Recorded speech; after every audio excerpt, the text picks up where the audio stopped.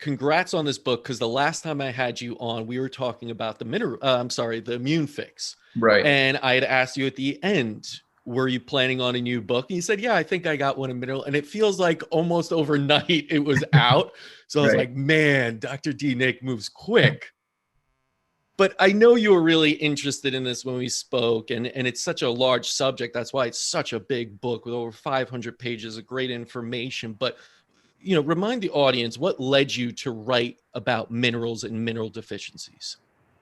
It's something actually I've been working on for a long time. I had been publishing on particularly magnesium deficiency several years ago. I wrote a paper on subclinical magnesium deficiency, which essentially means you don't see it. It doesn't like represent itself as anything visible. You can't look at someone and see that they have magnesium deficiency per se. But it was this subclinical disease that is very prevalent. And so we published this review paper. And from there, that was sort of the launching point for the book, because that was sort of this culmination of probably 5 decades worth of magnesium information. And it really opened my eyes to how many things can actually lead to magnesium deficiency. Yeah. And I mean, one of the things you realize when you read this, I knew this actually working in a clinic, being around doctors, how many people are actually deficient of not just magnesium, but all really minerals. And I'll just read this off quickly from your own book here right in the beginning. Chromium, 50%, 56% deficient, magnesium, 49% deficient, zinc, 47%, calcium, 46%, manganese, 40%, and the list goes on. We're talking about basically all of these essential minerals. Can you go into what is it about minerals that makes them so important, and why are we often overlooking them and finding ourselves so deficient? Well, we tend to focus on macronutrients, right? Protein, fats, carbohydrates. We forget that it's the micronutrients, particularly the minerals, that controls our ability to utilize those 3 substances for energy, right? Because humans are essentially biological computers. Our tech runs on micronutrients, minerals, vitamins. So if you want to have good energy, right, most people just think, well, carbs, protein, fat. But how you utilize that, right? Take glycolysis, for example. Just to break down glucose and to turn it into ATP requires magnesium. And so as your levels fall of minerals, including magnesium, your ability to go through glycolysis, to go through the Krebs cycle, and to even go through the electron transport chain to create ATP goes down. So we need to sort of think of our mineral status as what type of engine we're running with. You can either be running with a V6, right? Depleted in minerals like most of us are, or you can have a V10 engine where you're supercharged because you're getting optimal amounts of all your minerals. Yeah. And I think so many of us, and to put it bluntly, the reason why we're deficient is we're eating like shit. And I mean, you put it in much more eloquent terms in this book. But can you go into about that? Not even that we're eating poorly and heavily refined, foods, refined sugars, carbs, just junk food in general, but even the soil is depleted. Is that one of the main reasons that we're finding ourselves then depleted? There's pretty much 3 main reasons why we're depleted in minerals. The first would be that our food is actually basically less nutrient dense compared to just 50 to 70 years ago. And that has to do with many factors, not only how we grow our food faster for quicker yield. So if you grow plants and crops quicker, they're going to naturally be more diluted in the nutrient because they just don't have as much time to take it up. Same thing with animals. We actually kill them faster, right? We grow them very quickly, that we get them to slaughter at 14 months. Whereas if you were to hunt an animal out in nature and they had been living for a couple of years, they would have had longer to extract more nutrients. So it's sort of how we grow our food. Number one is completely different. It's all about speed and quantity and not quality. So that's one. And that does have to do with soil acidity as well. But also fertilizers too, actually reduces the uptake in glyphosate of minerals into the plants and then into the animals themselves. The second factor would be the refinement of the foods, which will dramatically reduce magnesium in processed grains by 80 to 90%. Refined sugars will essentially completely eliminate magnesium from that food. And the third would be our chronic disease states, inflammation, diabetes, kidney disease, gastrointestinal damage, all deplete us of minerals. So those are the three primary factors. And you actually bring up in the book that mineral deficiencies drive most chronic illnesses as well. So right there, you were saying chronic illnesses can lead to a depletion, but they're also driving a lot of these conditions we're seeing that are becoming really commonplace. Can you go into that a little bit? Sure. So minerals actually make up your first line of defense against oxidative stress. They literally make up your antioxidant enzymes, one of them being superoxide dismutase, which there's actually 3 different isoforms of that. And that essentially protects your blood, the cells, and actually there's a superoxide dismutase in the mitochondria that needs manganese to actually work. So if you want to protect the health of your cell and mitochondria, you literally need optimal intakes of mineral or your shields go down. So your minerals are essentially your antioxidant shields. And part of this, where this actually stems from, it actually starts about 3 billion years ago in blue-green algae. They started producing oxygen in the atmosphere. And it is thought that they use selenium and iodine, which are 2 different minerals, as an actual defense against oxidative stress. So our first antioxidants may have actually been minerals. And we see this in the human body as well, because not just minerals making up antioxidant enzymes, but take, for example, iodine, which helps us create thyroid hormones. Thyroid hormones actually have a tremendous amount of antioxidant ability as well. So it's not just making up the antioxidant enzymes, but also through thyroid hormone function as well. They help to give us antioxidant defenses. Yeah, I mean, it just goes back to that critical component of what minerals really play in our bodies. And I feel like so many people just overlook that, right? We want to look at vitamin D, vitamin C. These are the heroes Right. that we supplement with. And we almost always overlook mineral supplementation. And one of the things I saw in your book that came up a few times was looking at these mineral deficiencies, such as zinc, let's say, associating with what we're going through right now. And you said it's, associated with the worst COVID outcomes or worsening COVID outcomes. Why is it that a deficiency like mineral zinc can exacerbate a viral infection like COVID? Well, there's many factors, right? So our immune cells themselves, the production of them, how well they can actually kill viruses, depend on the micronutrient status of the body. They help drive the ability of these cells to even kill viruses. And then on the flip side, you have this inflammatory cytokine storm that can sort of lead to tremendous lung damage. And if you don't have good mineral status, which would give you the antioxidant enzymes to suppress the inflammation that comes with killing virally infected cells, then you can cascade into this inflammatory cytokine storm. So it's this balance of minerals help you fight and kill viruses, and then they help you suppress the inflammation that occurs when they're killing viruses. Yeah. So, I mean, a lot of what goes into, the minerals and how they work in the body is outlined in there. And we know we're deficient. I want to go into how do we not become deficient? How do we become the proper range of minerals for us? And always you look to probably diet first, right? So what are some of those foods that you're looking at for specific deficiencies that you could share with the audience? Sure. I think so. Most people are lacking in things like copper, minerals like manganese, chromium, as you had sort of read off this list. And so a lot of people, they sort of know the importance of getting calcium or even magnesium, but there's these other trace minerals that are found in organs that a lot of us are not getting. And I think probably the main issue is people just aren't selecting the right combinations of foods, because as we go in the book, the minerals have to be balanced. So if you get not enough magnesium, that can lead to calcium overload. If you don't get enough copper, that can lead to iron overload. So it's like, if you're not selecting for foods that are going to give you copper, that are going to give you magnesium, you can get overloads in other minerals. And so essentially that's the problem.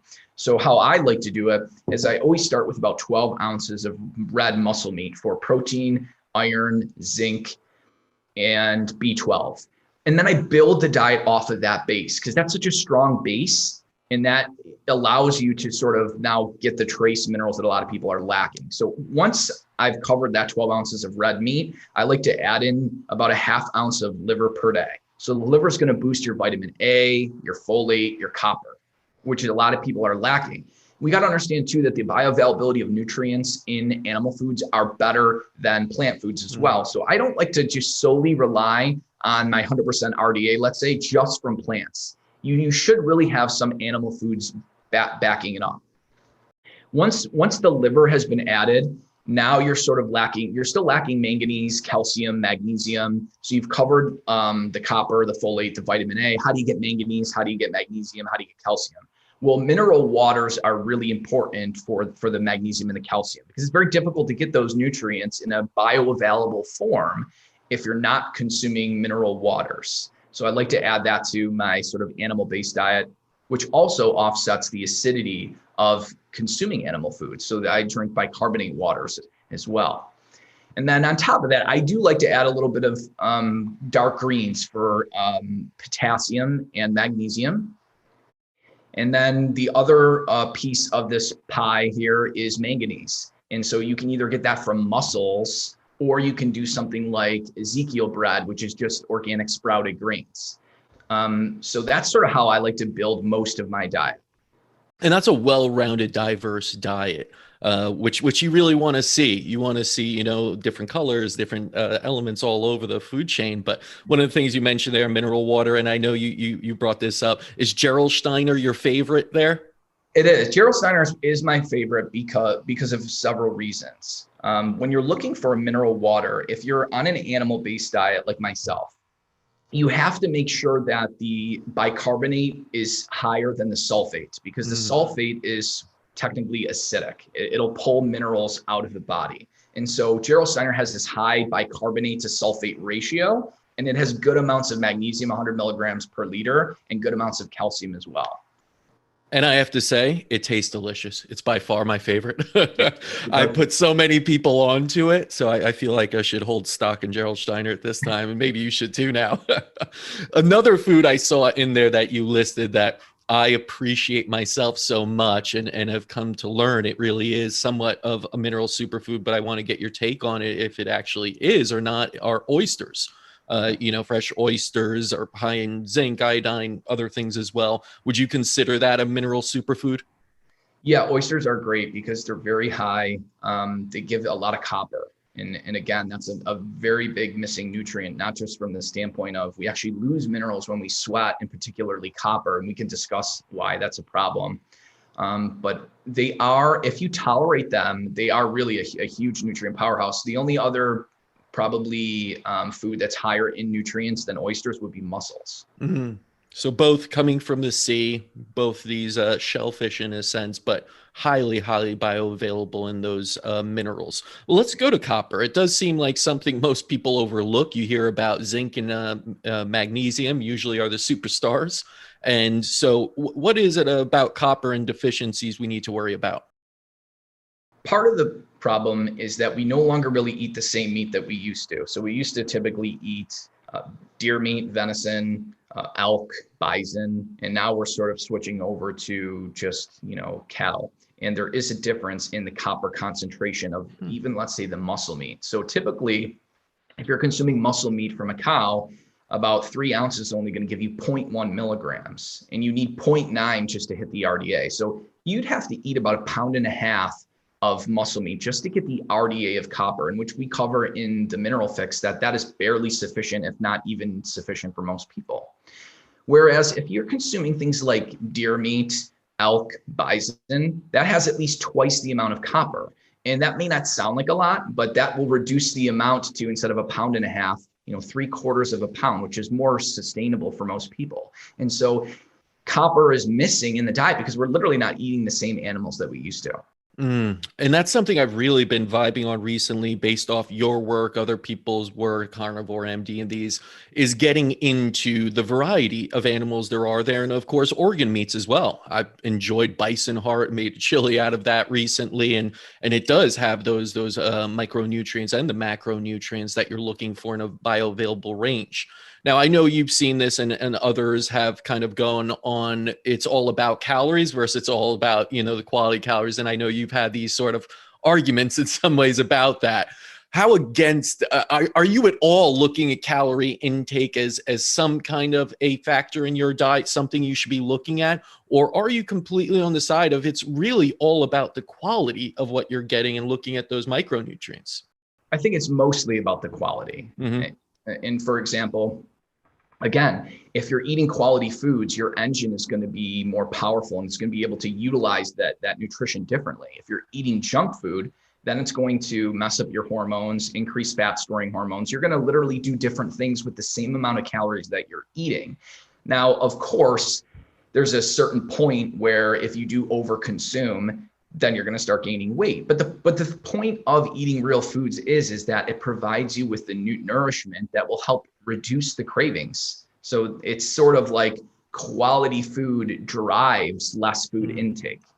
And to me, it's just kind of axiomatic that whatever you put in your body, the quality of it is going to dictate the quality you get out of it, right? And the calories are just numbers to it. So for me, I always gave this example when a patient or somebody's just talking about, well, what is quality really in a food or a supplement?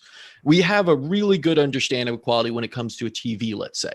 A 56-inch old tube TV, one of those big heavy ones where it's like all staticky and no HD, the old school. And then you put a 56 ultra high def, LED next to it. Right. They're both 56 inches. You can't deny that. You can measure it across many times. You could say exact same size, right? Exact same calories. But the what you're getting at, the experience, everything completely different.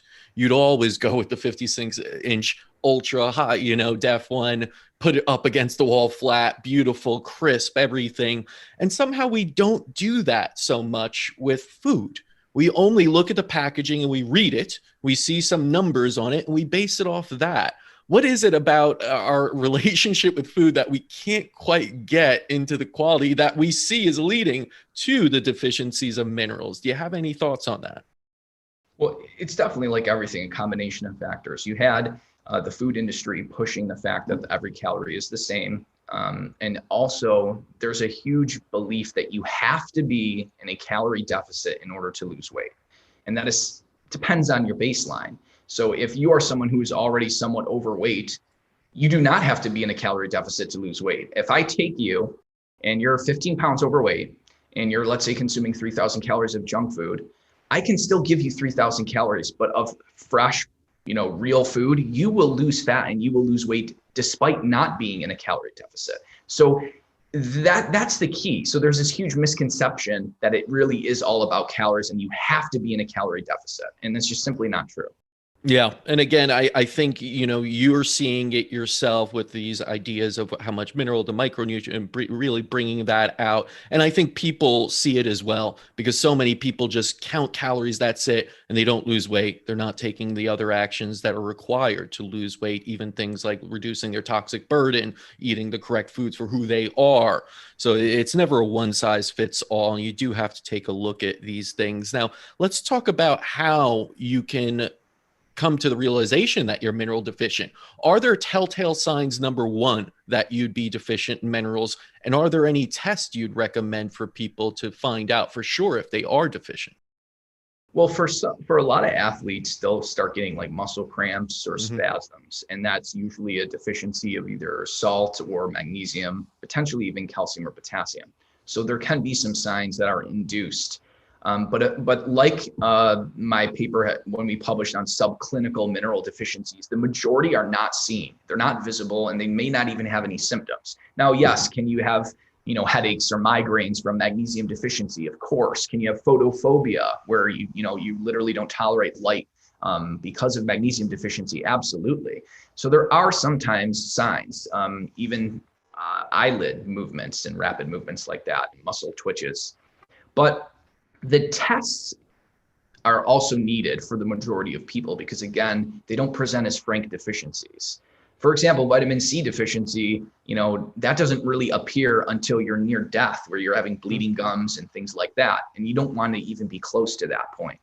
So there are, probably the easiest test is actually blood test. You just have to know what end to look at. So you're typically never going to go below normal. if you're deficient, but you will go to the lower end of the threshold. So if you're anyone and you get a magnesium blood test and you're on the lower end of normal, that's highly indicative of actual deficiency.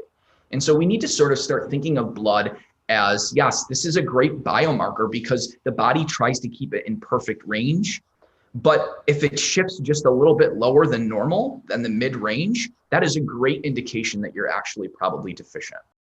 Yeah, no, I mean, we see it so much in some of the analysis we take, blood analysis. We also have some, I don't know if you ever heard of OligoScan. It's a scanning using a special spectrometry basically into the tissue to kind of get, a bounce back and get a normal reading of connective tissue almost in certain areas to see. And it kind of corresponds to a lot of what you see in the blood, which is nice. And it gives patients a little bit of understanding quickly of where they are and if they are deficient. And unfortunately, so many are. They come in, they think they're leading a healthy lifestyle and eating this way and end up, being deficient. Now, what are your thoughts on supplementation versus diet? If someone is deficient, if they are, already having some symptoms or even in chronic disease, would you say, let's get you on a supplement, magnesium supplement if you're deficient there? Or would you do both a diet and supplementation?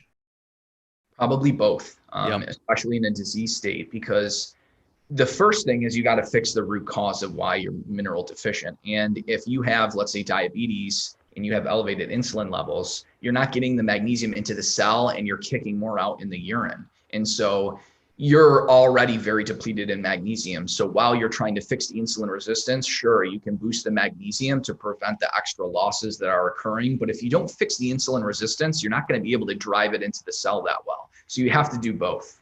Right. Now, you say a lot that you shouldn't be drinking plain water to hydrate. What should we be drinking and why? Well, I think so. If you think about it from an evolutionary perspective, we just didn't have like liters of bottled water that we could drink whenever we wanted to, right? We would actually probably persist and hunt and consume a lot of the salty blood and fluids once we finally got a kill.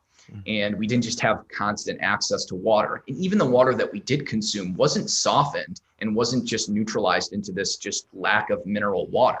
And so I think it does certainly depends on the diet, but most people will need added sources of magnesium and calcium. And it's a non-caloric way to get bioavailable minerals already in their ionic charged form, which gives you the ability to slowly consume magnesium and calcium throughout the day, which gives it a better bioavailability than just taking a large dose. So I think mineral waters are a great way to sort of supplement the diet for those two minerals.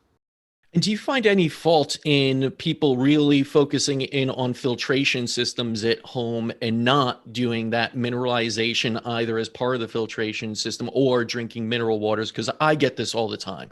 What is the best, filtration system? And I always say filtration is just a part of it. Sure, you don't want bad things in it, but you do want some things in it. You do want minerals. And I always recommend something that either remineralizes or, of course, getting it straight from the source, spring water that you have extra. So you have some hydration that isn't polluted, yes, but you really do want something that is a little bit more hydrating with the mineralization in it. Right. Do you have any recommendations for that for people that are looking for water filtration or just looking at different sources of water they can consume? That's exactly sort of what I internally was struggling with. Should I just get a better filtration system? Is that good enough? And then as I started doing more research, well, my diet really isn't giving me optimal intakes of magnesium and calcium. So, okay, I can make this water a little bit cleaner, but it's not giving me back the minerals that are missing in my diet.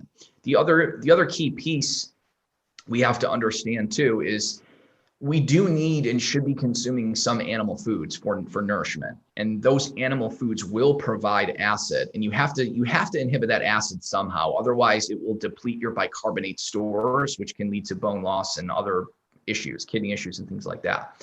So most mineral waters, natural mineral waters, will bring that natural bicarbonate, and it's a slow infusion. So you're not really suppressing stomach acid like taking large 20-gram doses of sodium bicarbonate. This is 1.8 grams per liter in this slow infusion that gets quickly absorbed because it's already contained within the water itself.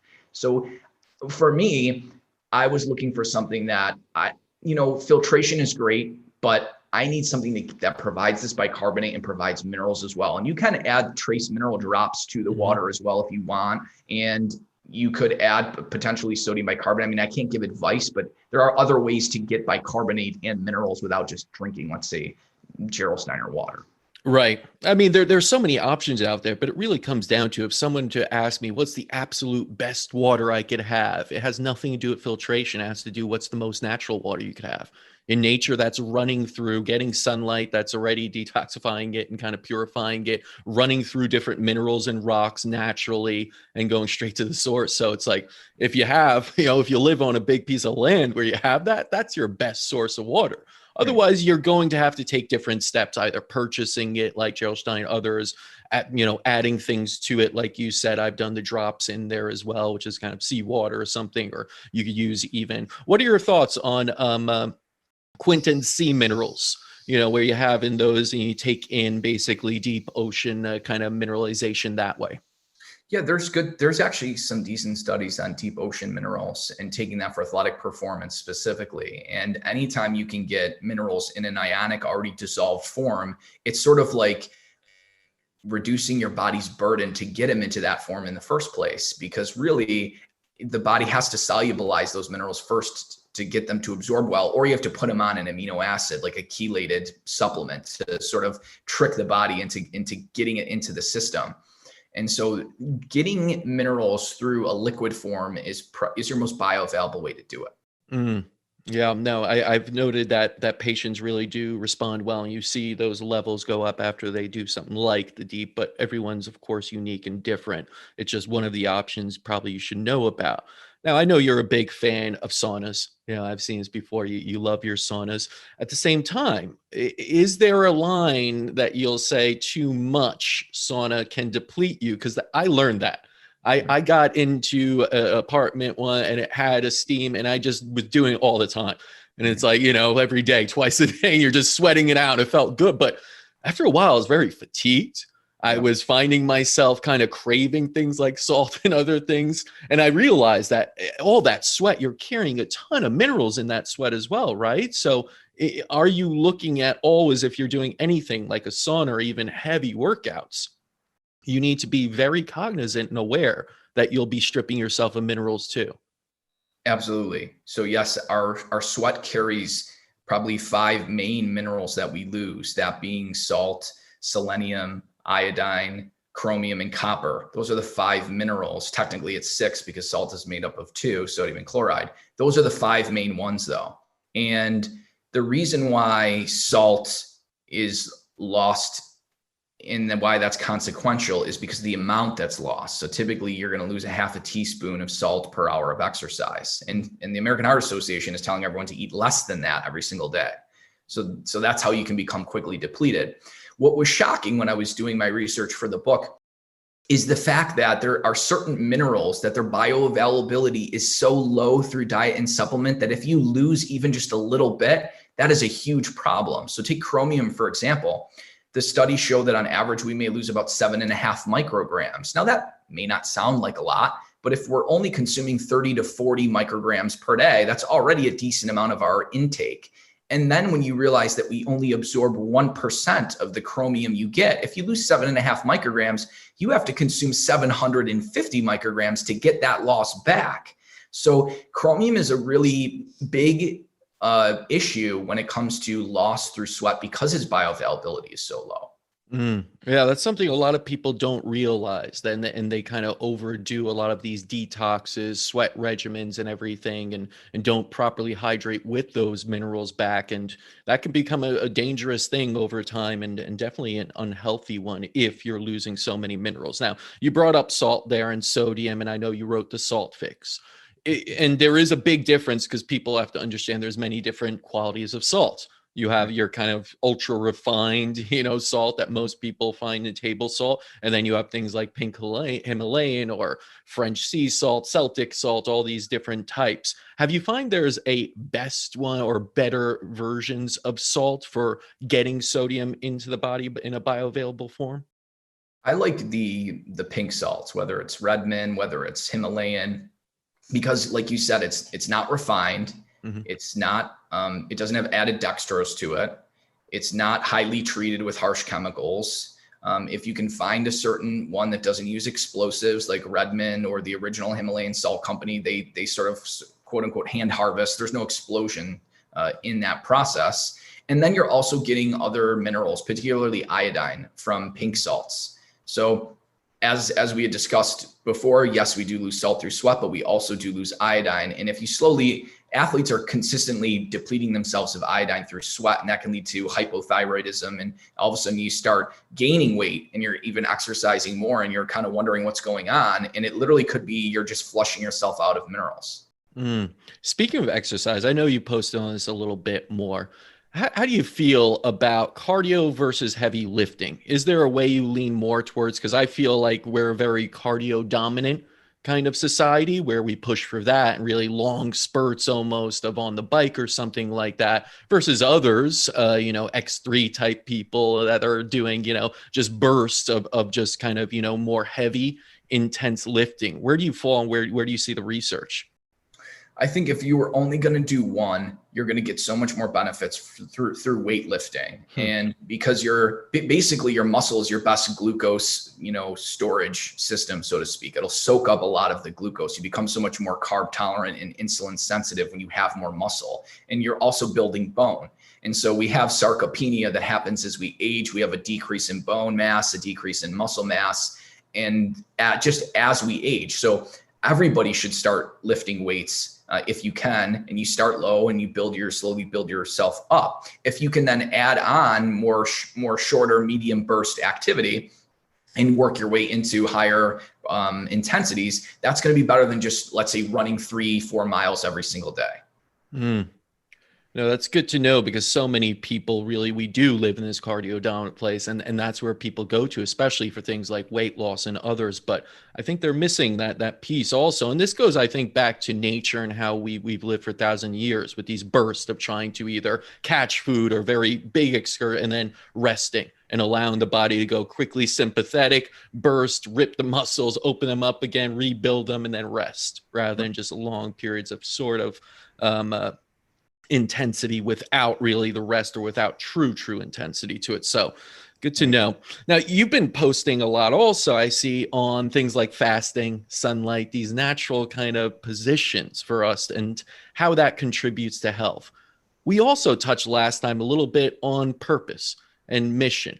Where do you find spirituality in all of this? Because I see so many people posting on the kind of biochemical stuff and the sunlight, which is absolutely essential, because that's even connecting you to nature more so.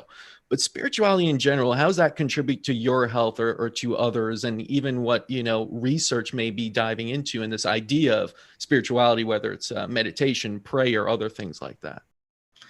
So that sort of falls on the spectrum of stress, right? Meditation. We all live in this stress-dominated world, and there's true physiological things that happen when you're actually stressed out that will lead to mineral losses. So when you are stressed, this fight or flight moment happens, and you get this release in cortisol. You get increases in epinephrine and noradrenaline. And those stress hormones will actually cause you to push magnesium out of the cell, and then you lose it in the urine. So having some type of ability to decrease your stress throughout the day, whether it is meditation or, spiritual connection or whatever it is, will help you maintain mineral status. Yeah, it's funny because it's these things that seem like they're esoteric and seem like they're sometimes not going to contribute to things like your mineral, supply in your body, that actually do have such an impact on it.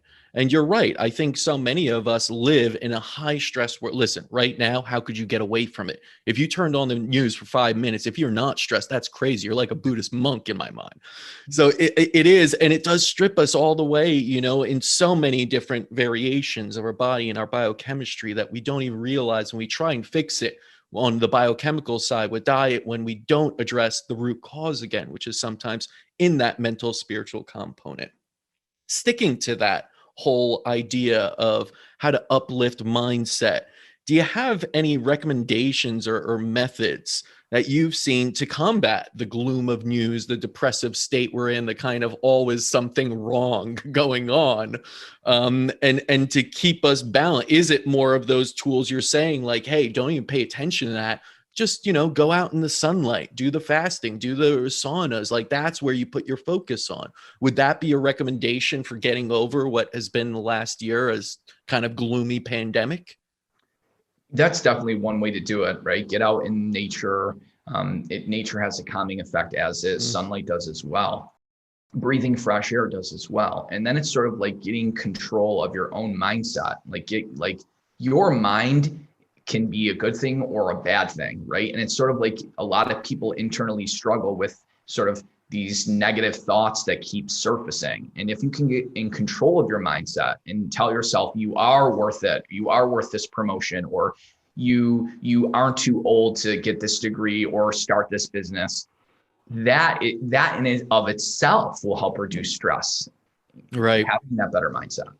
Yeah, I mean, something as simple for me, and what I always recommend to anybody going through this kind of depressing, even patients, is just affirmations, just writing it down. At first, you don't have to believe it, that I am worthy, I am at peace, I am healthy, all the, you write it enough, you'll trick your mind. It's the same thing the news does to get you in a fear place. If you say it enough, you're in a fearful state. Like, I truly believe people watch the news enough and they said it was raining and storming outside, yet it was actually sunny. People would believe it and bring their umbrellas outside, because that's what we could do. We could actually trick our own mind, but why not trick it to the positive?